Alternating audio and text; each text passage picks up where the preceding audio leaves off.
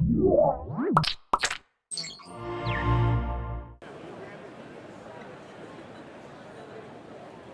episode of iFanboy is brought to you by GoDaddy and Netflix. Go to www.netflix.com/iFanboy for your free trial membership.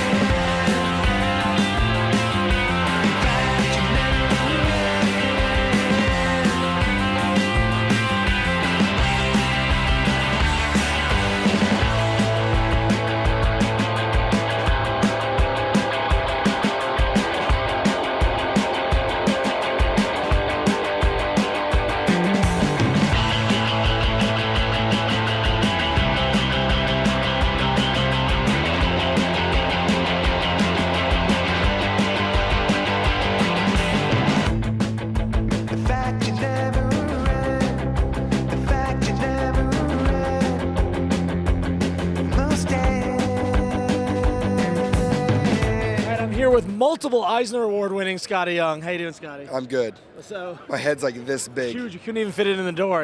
Not because I'm a huge deal. I'm a huge deal. So we just talked to you actually in Chicago, C2E2, and we were talking about you getting nominated, and you weren't sure if you're going to win, stuff like that. So here we are, the day after the Eisners. So you're sitting there. They announced you won the award for Best Children's Book. What were you guys think? What were your reactions? Very excited. We were hopeful for that one. Yeah. Definitely had positive thoughts that we were going to win that one, but still excited and thought, okay, good. We've got our Eisner. We're very happy. Yeah. Maybe we can sneak out of here and get out a little early. And so then the award ceremony kept on going for hours. Yeah, it went on for 3.5 months. 3.5 months later, well, we did get presented the award by the entire cast of Scott Pilgrim. Oh, that's so the whole cast? The whole cast standing on line. So I really just wanted to walk up and go, oh, there's an Eisner, and then I went, hey, I love Superbad.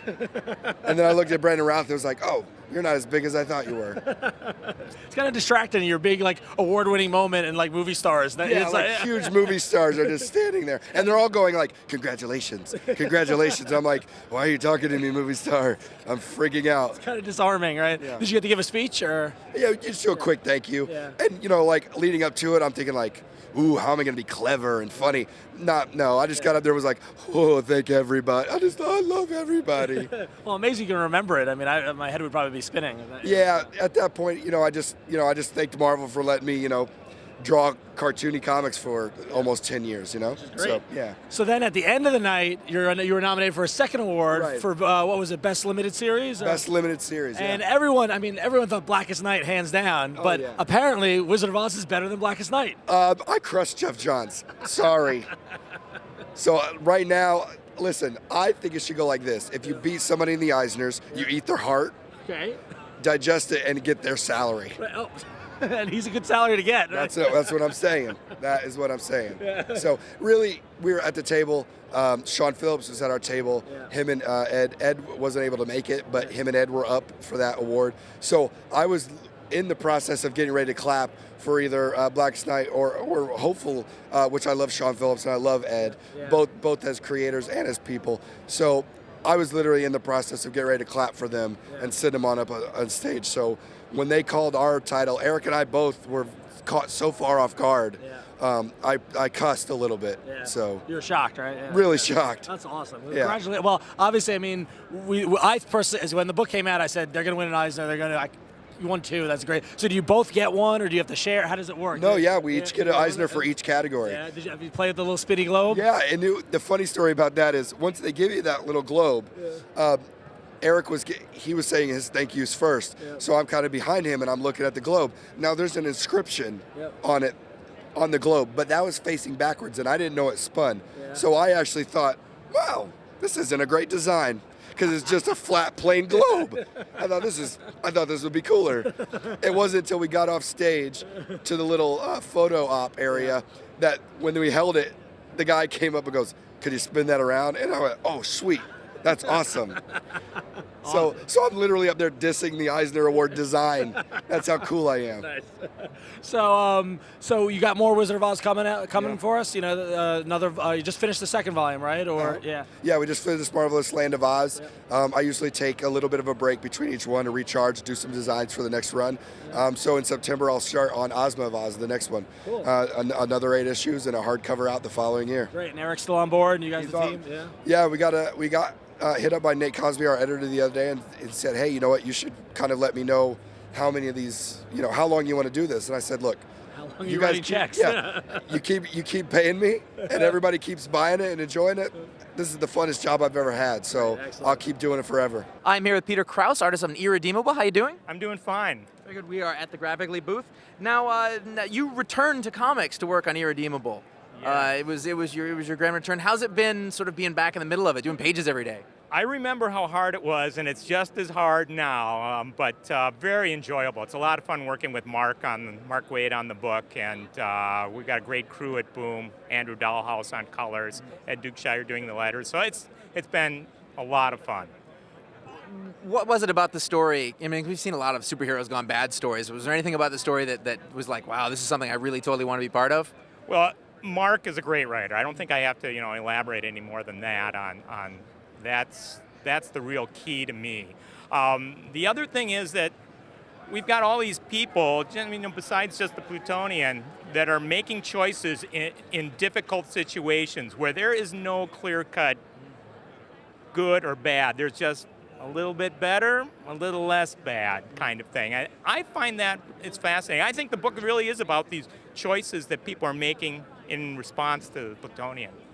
One of the things that I imagine would be fun for an artist is the book has this tone. Like there's this sort of fear and desolation and everything that's going on. Like you're really, it's something sort of cinematic. Are you thinking about that when you're doing the pages and everything, and that just keeping that mood of?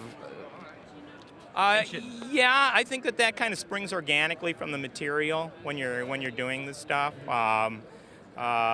Obviously, I'm looking at the way some other comic artists approach that kind of. It's interesting how comics have come to that kind of widescreen format. I think we've gone away from the basic 9-panel grid that we saw originally, going back to Ditko and everything, and now we're getting into this wide format, and I have this theory that it might be because of our television sets. Yeah. So, I mean, we grew up on the 4x3, at least us older guys did, and now you've got the 16:9 format, and I think that affects our storytelling. What's the plan? Do you know how long you'll be sticking around on the book? Are you in for the long haul, doing this for a while? I'm back next month. Diego Barreto did a great job filling in for a few months there, and it's pretty open-ended. I plan on keeping doing the book, so I don't see any end until Mark, he has an end point. There is an end point. There is an end point that I'm not aware of what it is, but he says he has, I believe, 3 to 4 years of storytelling, and so. It feels like this is the kind of book, it's not a superhero from DC or Marvel, but it's caught on in a way, and there's like a lot of buzz about it. I mean, does this feel like the most sort of, it's just like a culty, like fans are really into this book? Does that feel different than other books you worked on? Oh yeah. You got the cult buzz type thing. The other thing is, anything can happen. Yeah. The books aren't called Plutonian, and then our companion book, Incorruptible, isn't called Max Damage. They're Incorruptible, Irredeemable. That's a little open-ended. And from month to month, I don't think people know, is this character going to be around? So there's that uncertainty, I think, that really helps, besides, the great writing that Mark's doing.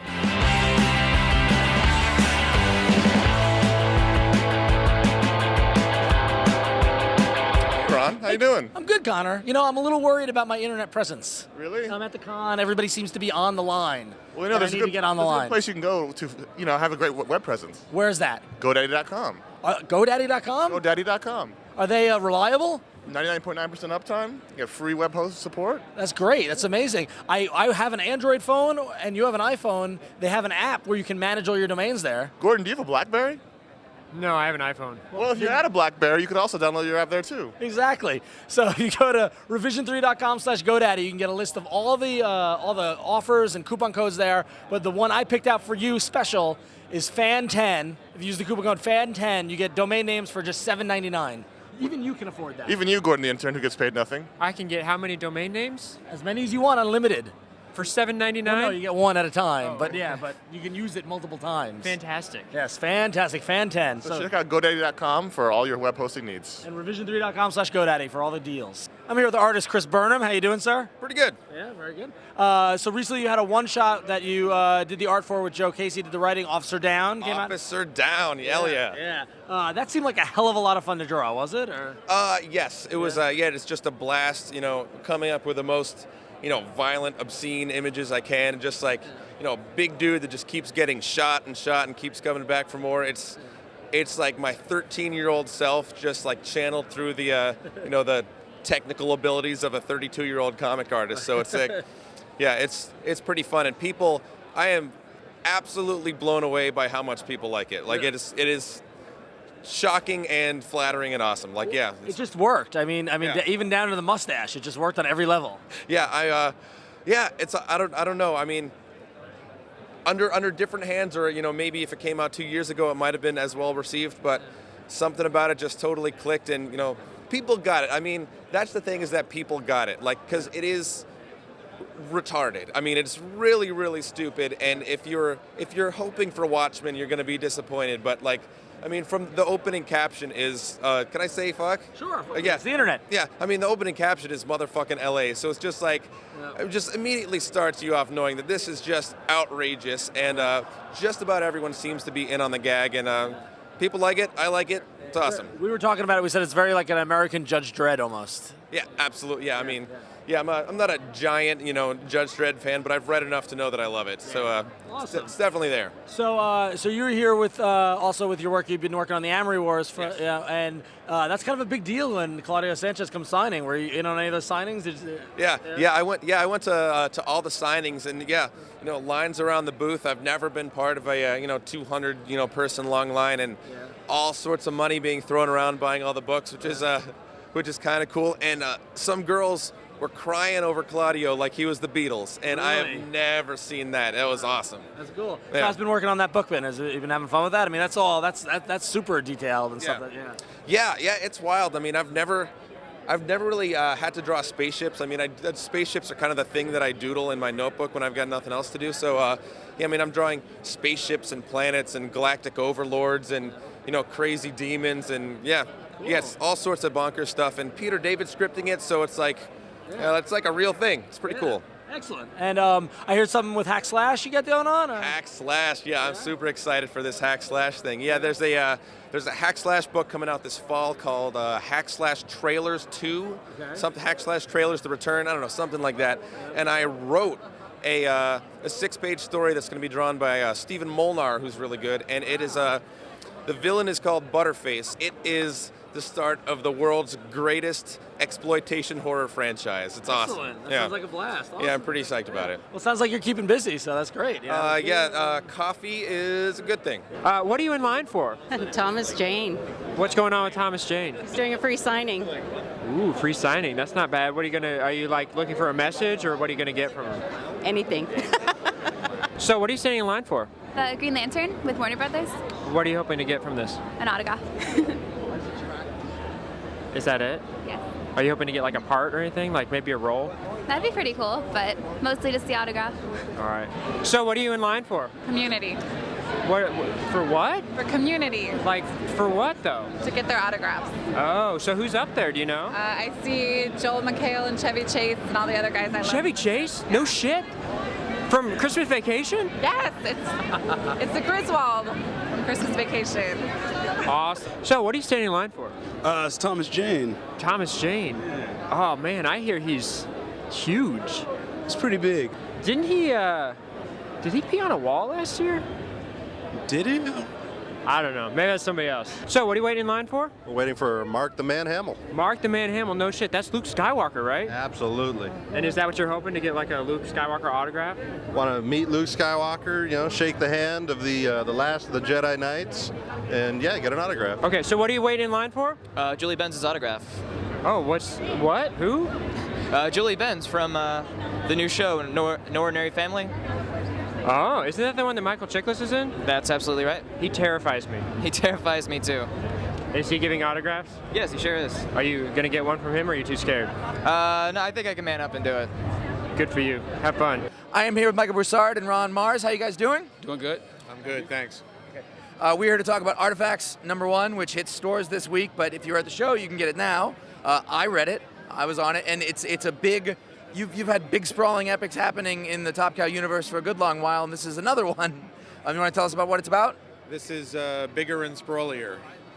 This is a lot of sprawl. This is a lot of sprawl. That's why it's taking them so long to draw it. Yeah. This is the big 13-issue series from Top Cow that will sort of redefine the Top Cow universe, and everybody always says that. Everybody always says nothing will be the same. Well, this time we actually mean it. This is going to gather together all of the Top Cow universe artifacts bearers, Witchblade, the Darkness, all the rest of them. Throw them all together on opposite sides of the battle sometimes, and we'll have something kind of new and different when we come out the other end. Now, you have no shortage of stuff to draw for this, with the 13 characters and artifacts. What's it like keeping all those straight? Well, it's a little difficult at times. You know, it's just, for me as an artist, you got to worry about composing 13 artifacts in a double-page spread, which he likes to write and I like to draw.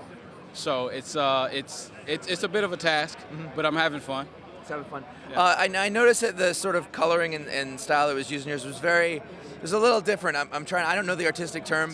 It was a little more punchier. Yeah. I would say it was, for me, it was a stylistic change that was appropriate to the entire game changer for the company. It's like, I wanted to go in a different direction. I got a different colorist. So it was the time to do what I've always saw my artwork looking like for a while. It's like, did you have a lot of control over the way that it was it was coming out produced at the end? I mean, did you have notes for the colorist and stuff like that? Yeah, it was basically an artistic venture where we were like, okay, as a writer, he writes what he wants, and it's like, it's awesome stuff.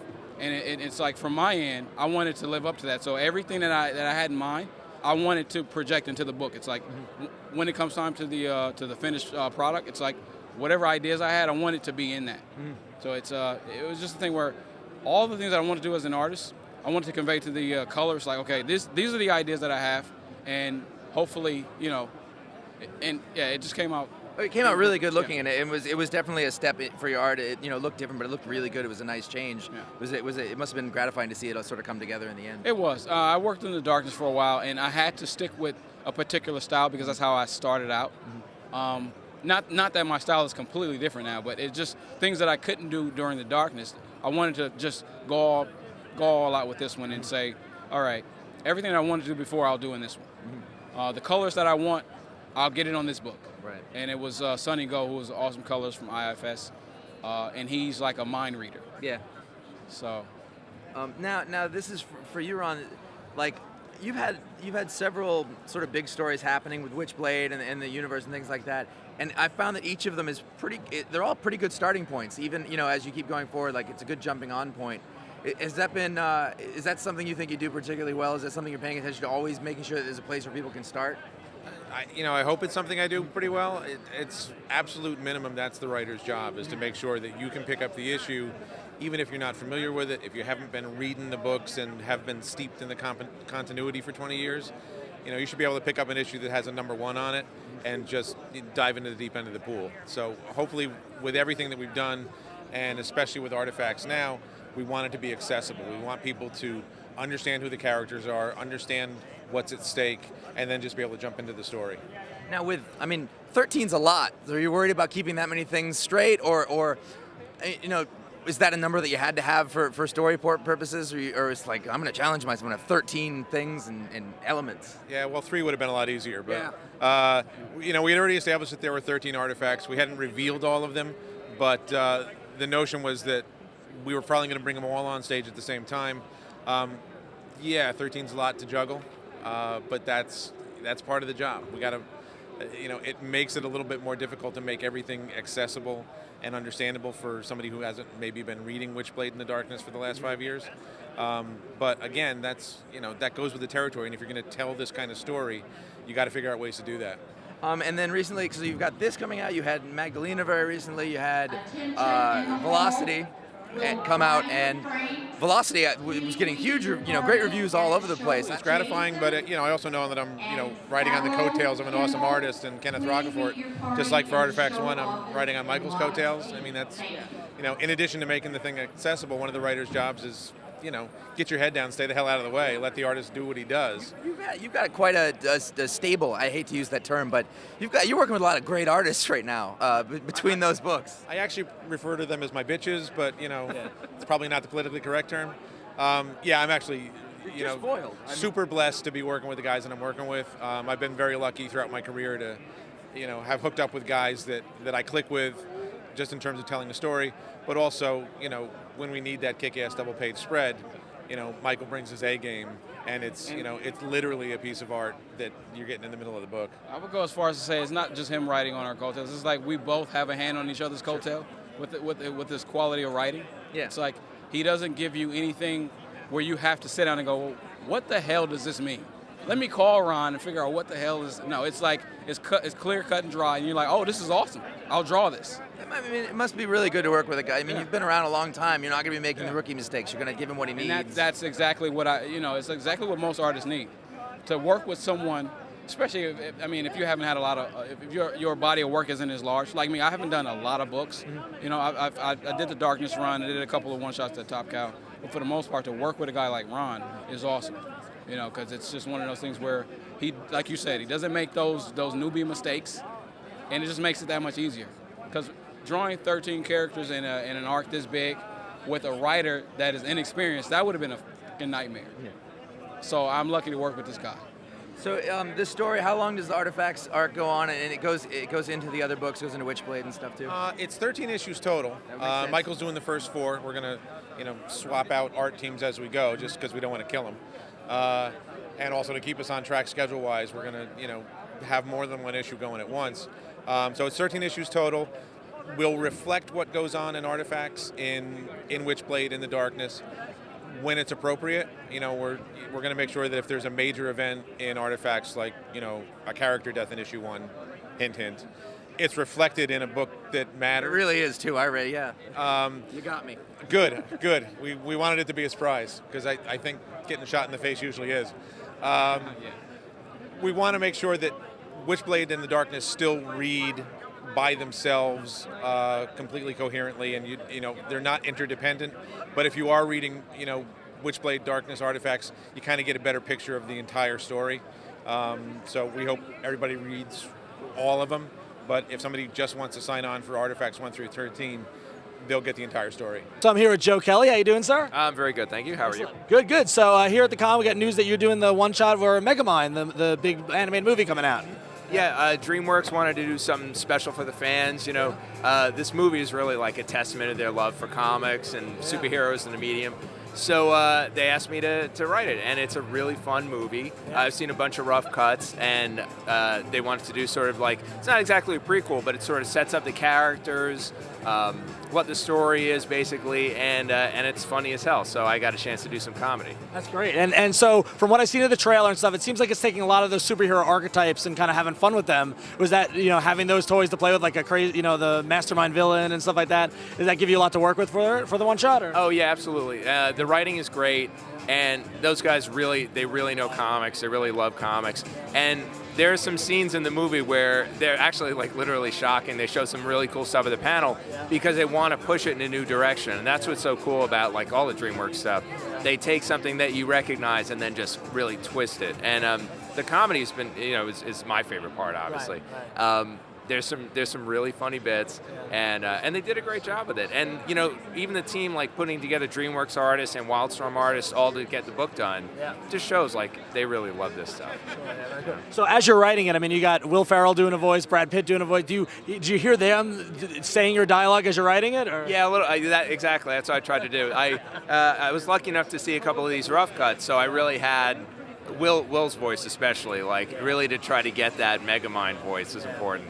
And it was very helpful in writing the dialogue. Very cool. So you've been doing a great run on Spider-Man with the whole Spider team. Is it fun to come with characters with like a blank slate, no history, like where Spider-Man's got all that continuity to deal with? You know, I like them both, but yeah, having somebody who's brand new is cool. And DreamWorks definitely has like a really strong opinion about like how they want to have the character played, which is great because there's no continuity, but there's really great guidelines of, okay, he does say this, but he doesn't make this kind of joke. And that was really helpful in putting the script together. And Minion's another character who's in it who I really, really love. David Krause does his voice. And it's, so those guys, it's just fun, you know, and any chance I get to do comedy. I mean, like the Spidey run was just, there was some, as we know, very grim things. Nice. So it was nice to do something that was a little lighthearted.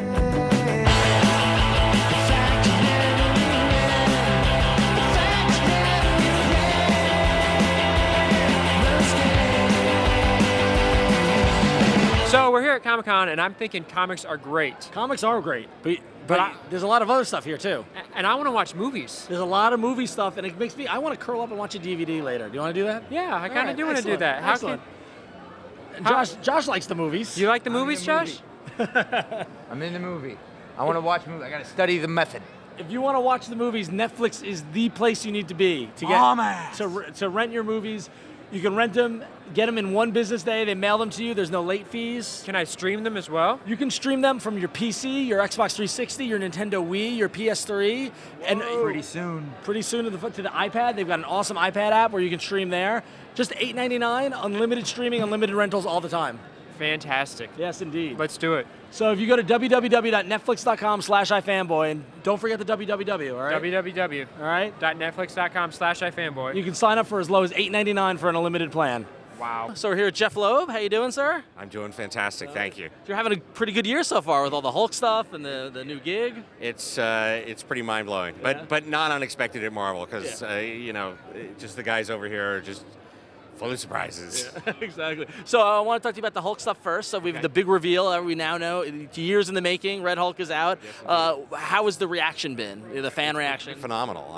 You know, I think in general they were, we stacked the deck, you know, when 23 came out, you know, being able to get everyone from Sal Buscema and Herb Trimpe to Leinil Yu and obviously Ed McGuinness and Dale Keown. I know I'm going to forget everybody, so I'll just say, you know, we had 10 great artists, Adam Kubert's beautiful cover, you know, and we really wanted to take the time to tell people that, yes, this was the story that we were going to tell, that in fact we did have all the pieces laid out from the very beginning, and if you sort of go back and read it all as one piece, you can really see that absolutely we were having a lot of fun, and there were some outrageous moments.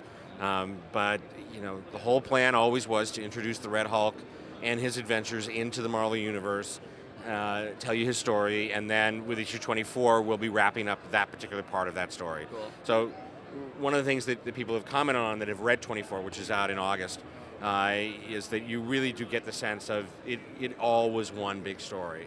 And in a weird way, it harkens back to what Ed and I were doing when we were on Superman and Batman, where, you know, those stories, you know, first there was Ed's piece, Public Enemies, and then there was Michael Turner's piece, and Supergirl.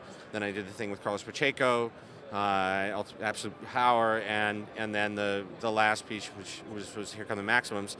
That, you know, that all was intended to be of one piece, and that when you read all 25 issues together, you really do have a sense that there was a whole story, and that was something that we had in mind. A volume.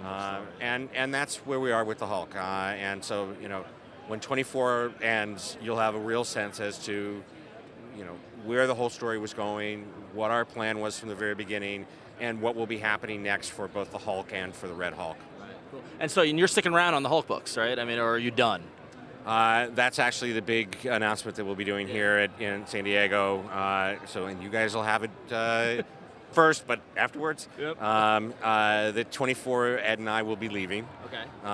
The announcement as to who's coming on is someone else will be announcing that when we're here. I think everyone will be very happy with Big that. shoes to fill, though. You know what? It's exactly the right person, and I think people will be really delighted by that. Awesome. Then following that, Ed and I will be doing a new project, which I won't be able to talk very much about other than the title is called Avengers 3. Cool. Very cool. So on the Hulk fans, a lot of people were looking back at the stories and trying to figure out the thing. Do you have anything to say to the folks who figured it out beforehand? I mean, I know we ran a guest column on our site with Gary. I don't know if you know Gary, but absolutely. He's awesome.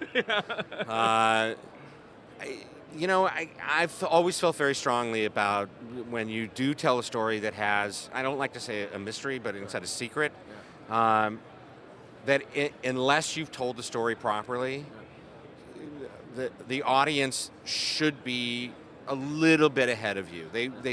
You want that moment to be, I knew it, as opposed to, huh? Right. You don't want it to be the Scooby-Doo ending where, all of a sudden you rip the mask off and it's Coach Thorne, and you're sitting there going, who's Coach Thorne? Oh, you mean the guy that was in that first scene? And it's a very difficult balance because you just don't know. I think that if we had wrapped up the story at issue 6 and told everybody who the Red Hulk was, that people would have said, well, that's an interesting story and that's an interesting character. We hope to see him again someday. Yeah. It really was intended to be, I'm now repeating myself, the adventures of the Red Hulk, so that you would follow along this character and learn more about him and get invested in him, and then we would explain to you all the pieces of the puzzle. And so I was glad that people had found a number of the breadcrumbs that we had left along the way, because it meant two things. One, that they cared enough in order to look, which is important. But secondly, that we had done our job properly in that it wasn't just a big, huh, at the end. And so, go for it, guys. Anytime there's a secret, go for it. That's awesome. And it seems like with the Ultimate X book that you're doing, it seems like you're taking that same let the story evolve approach. It's going a much slower pace than the previous Ultimate stories. Well, that certainly is. It's different. I mean, I went back and I looked at the way that Brian Bendis launched Ultimate Spider-Man. And not a lot of people may remember unless you go back and read those issues, but he didn't even put on a Spider-Man mask for the first 5 issues. You got to know Uncle Ben, you got to know the characters, you were invested in Peter in a very different way. And the idea was, how do we start a new book that is not the X-Men, it's not a teen book, but we do want you to be invested in these characters. Is there going to be stuff about mutants as a driving theme in it? Yes, but as people will see in issue 5, we're going to take a left turn that sort of goes, oh, it's not really the X-Men, is it? But we do want to continue with some of those characters that people know and love. We want to introduce new characters like we did with Jimmy, who's Wolverine's son, and Derek, who's this new character that we just introduced. And it's not going to be a book that has costumes. It's not going to be a book that will have code names per se. And a large part of that is character driven. Again, if you're through a terrible experience, whether it's a tsunami or whether it's an earthquake, or and there are things that are touchstones back to that, you try to stay away from that. And that's part of the reason why it's important to us that Jean is such an important character in our story. And part of the reason why she has adopted this persona of Karen is that for her, that was the past. She has to find a way in order to exist in the future. And it's always going to be that touchstone back to her, that she's always going to be looking at these kids and saying to them, you don't understand what happened. We're not going to be putting on a bunch of costumes and going out, because that's how we all got killed. But when you have that gift, you still have a responsibility. And so, just to borrow from the great, the Marvel line of with great power comes great responsibility really holds true in Ultimate X, and that's a place that we're going to get to. Cool. And Art Adams' art doesn't hurt that much. Arthur is so wildly, So insanely talented, and is just having the best time working on the book. I don't think anyone can argue that it's slow going, and But we it's so worth appreciate. it. It's so worth it. I'm glad so many people feel so, because it really is, at the end of the day, very important to us that people understand that kind of level of detail and that kind of level of commitment does take longer than your average comic. And it really is intended to be a thing that will last the kind of test of time that Arthur's work has done. It's been so long since he's done interior work because of this, and we just appreciate everyone's patience along the way, and hopefully the story is worthwhile. Yeah, absolutely. So in addition to all the comic stuff, you took a new gig at Marvel doing possibly the coolest job running their TV business. I know you probably can't tell us a lot about it, but how excited are you to be working on Marvel TV stuff? It's pretty amazing. It's something that I had wanted to do and I had talked to them about, but it really wasn't until the acquisition by Disney happened that it really made sense. They were looking for the perfect model. Disney offered us the perfect model, and it really gives me an opportunity to work in 3 different specific areas. One which is obviously something that I know quite a bit about and I'm very happy with, and that's the area of animation. And we're immediately coming on board. What was already there was Superhero Squad, which is on Cartoon Network. Starting in the fall of 2010 is the Avengers. And actually this weekend will be the world premiere of the first 2 episodes.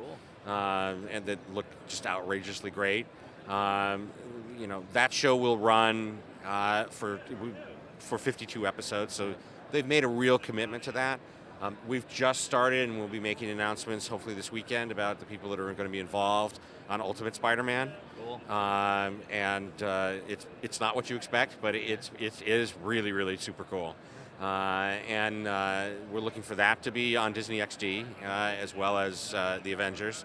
And then there's just a lot of other cool stuff that we're going to be doing. Then the other really big responsibility that I have is to bring Marvel to the live action world.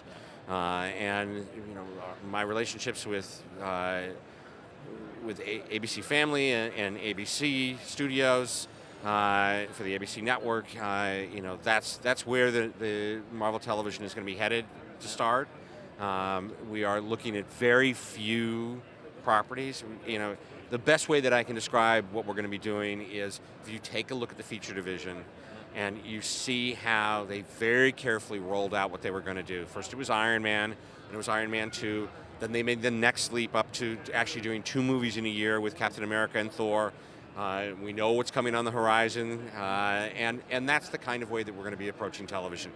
We don't want to do a lot of development. We don't want to have a whole lot of different projects going, because again, we have to be realistic both in terms of what we can actually produce, and 2, we're on a network that has so many successful shows.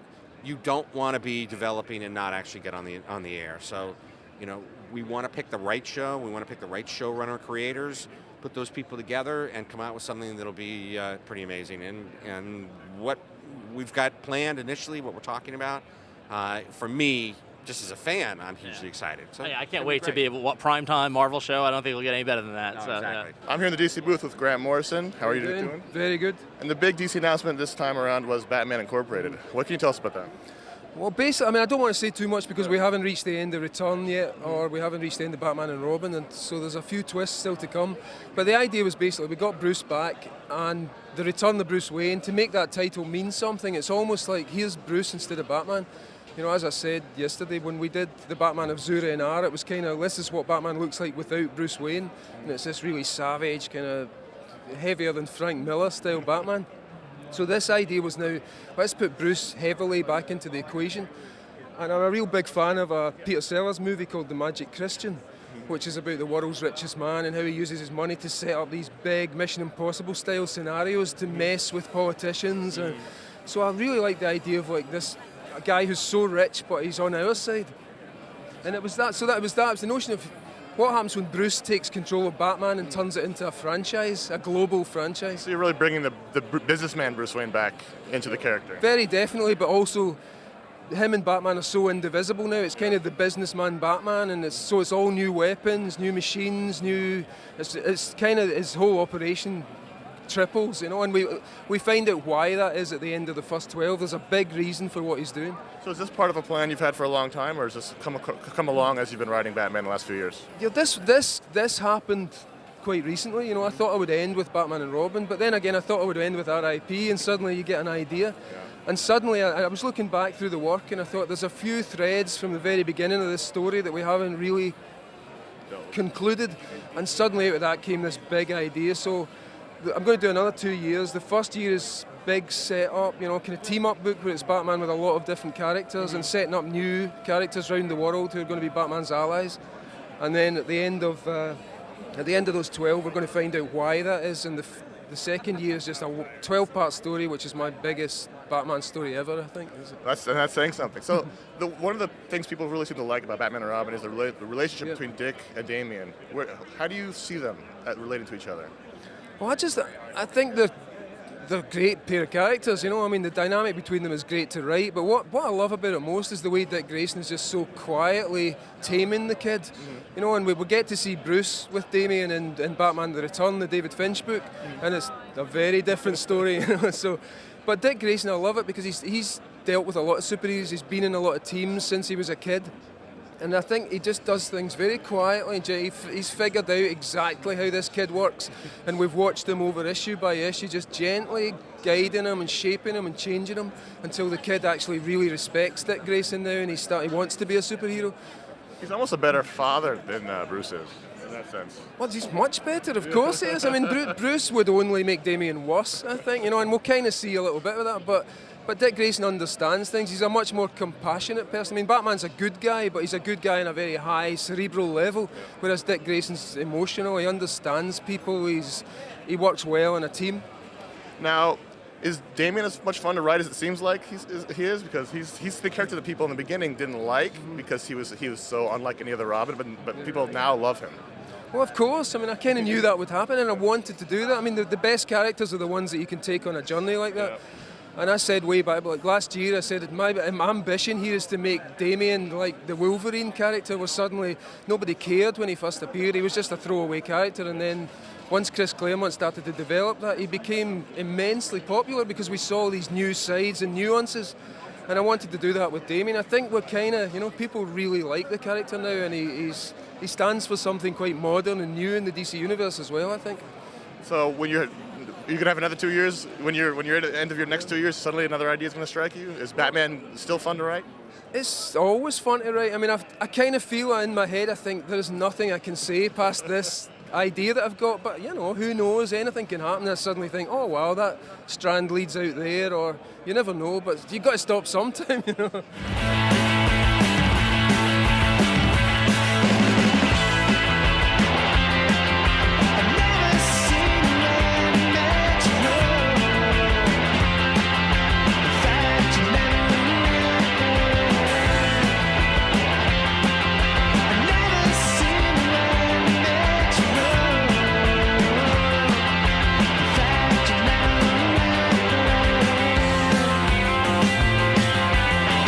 So what are you guys here promoting? Spartacus.